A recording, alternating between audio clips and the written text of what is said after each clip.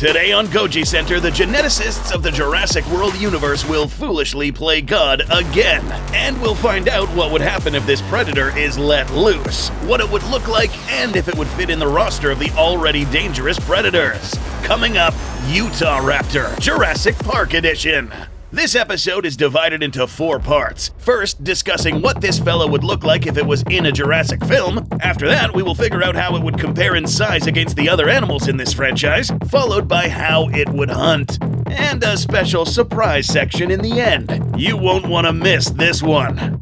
First things first, let's clear up a misconception a lot of people have had since 1993. Because the real Velociraptor was much smaller than the movie monsters running around with that name slapped on them, a lot of commentators mistakenly thought that these things, and in the novel, were indeed Utahraptors. So we've assembled a bit of a visual aid to show the difference.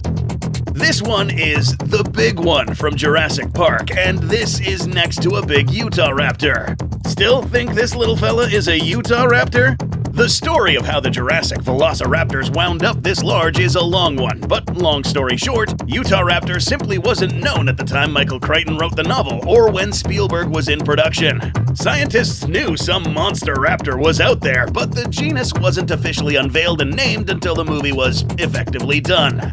Instead, both the novel and film raptors were modeled after Deinonychus, which was the largest raptor known at the time. But even using the maximum size for Deinonychus, InGen slashers are dwarfed by their bigger cousins. And since the 90s, not only has newer details shown that the Utahraptor was unlike any other, but that it was even bigger than initially thought.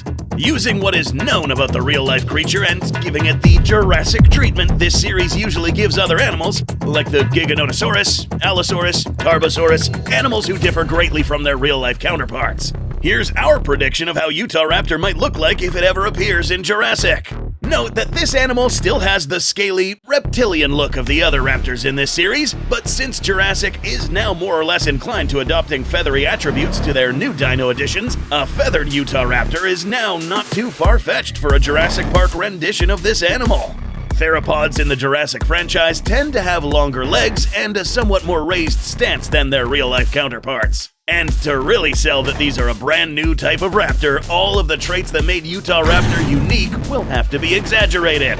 Blade-like hooked claws on the hands, much larger in size, and better at slashing than the real-life Utahraptor. Thick, heavy serrated fangs with a distinctive curve in the jaw for a toothier maw. All on a stocky, powerful frame. This beast could crush a man's skull between its jaws, impale right through the chest of a dilo with its foot claws, or shred a bigger dinosaur's throat with its hands and jaws. And just how big would these beasts get? In a word, huge. Up next, size. The Jurassic series already tends to use the biggest possible sizes for a lot of its dinosaurs, with some exceptions. During production of the first film, some of the ILM artists were worried that they were using a seemingly fictional monster of a huge Deinonychus, until paleo consultant Dr. Backer assured them that something big was coming, and at the time did not even realize how big that something was going to be. So, if we modify this Utahraptor to our Jurassic series parameters, an adult Utahraptor could stand over 8 feet tall and be upwards of 20 feet in length. And this isn't just a scaled-up Velociraptor with a new coat of paint. Utahraptor was far more robust than any other raptor known, on top of already being the largest and weighing nearly double the initial estimates. The largest Utahraptor known already had a femur over half a meter long. This was very likely not the maximum for its species. Using volumetric analysis to get an estimate of our movie monster, the Jurassic Utahraptor would wind up breaking the scales at over half a ton, or much higher.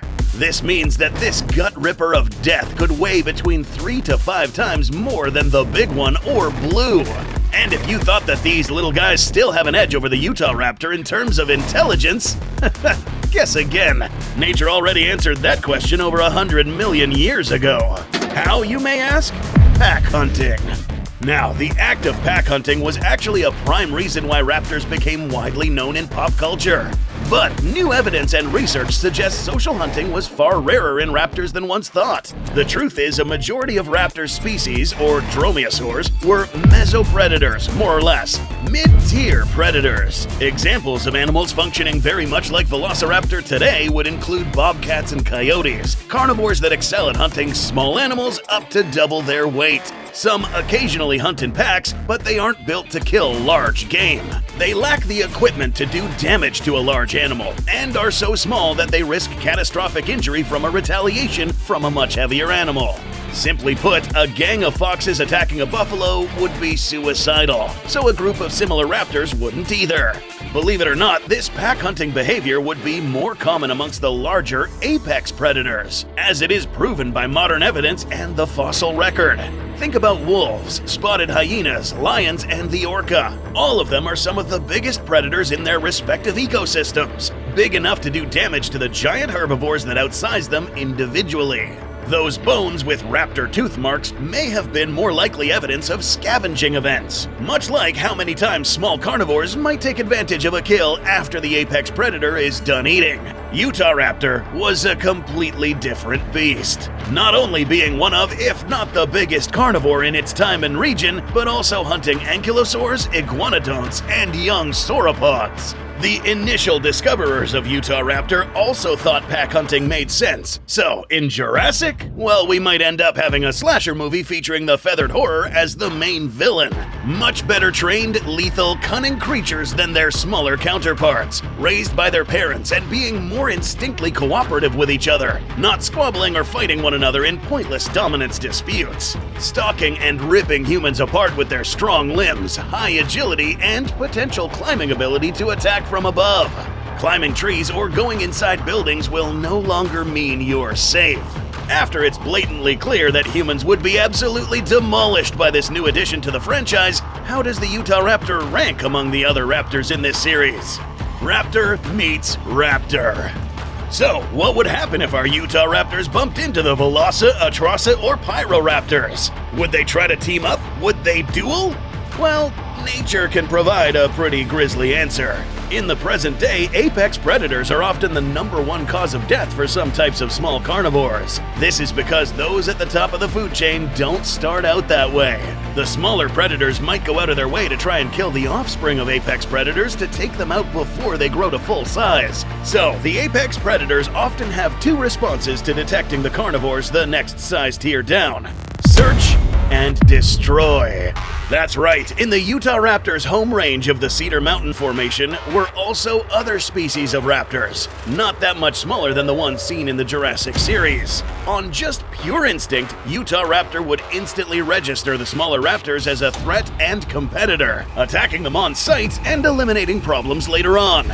With a massive weight advantage, stronger jaws that could smash right through their bodies, the smaller raptors wouldn't stand a chance against the genius bruisers. The likes of Velociraptor, Atrociraptor, and Pyroraptor would have no choice but to run for their lives. Those stupid enough to fight back end up stabbed, rended, and crushed. Make no mistake, if nature shows us anything, it's that those who'd fight back against stronger odds only find themselves on another creature's menu. But how would nature's ultimate raptor fare against mankind's own ultimate raptor, the Indoraptor? For a quick recap, let us remind you that the Indoraptor is not that much bigger than one fully grown Utahraptor. Going off most of the official stats, the Indoraptor is somewhat heavier and more durable, but that might just buy it time instead of assuring victory. Performance-wise, Hybrid admittedly had some major kinks to work out. Its maniac nature and awkward posture did not impede it much in the task it was meant to do, kill humans. And it likely would have performed well against even larger berserk predators like we've previously analyzed on this channel. But consider that the hybrid struggled handily against a mad Velociraptor, a fraction of its weight, who had just gone through surgery and a blood transfusion. This time, the Indoraptor will not only face one, but at least a few of these Utahraptors. Its tough hide does protect it from gunfire, but if it works anything like Kevlar, cutting, stabbing, and crushing injuries from an especially large Utahraptor may prove troublesome. It would be a ferocious fight, and a Utahraptor may be fatally injured. But against the well-coordinated attacks from many well-armed super raptors, the chances of this Indoraptor surviving are very, very low. A solid pack of at least 4 to 5 Utahraptors may prove a sufficient menace to establish themselves as the most dangerous force in the entire series. Even the thick hides of the T-Rex and Spinosaurus would be cut into and rendered, especially since the hide of Rexy was left with decades-old scars from just one gutsy raptor less than a third of the weight of one of these Utahraptors. Now that we know the true power of these beasts, it's only a matter of time until the Jurassic series shows us what the greatest of the raptors could do.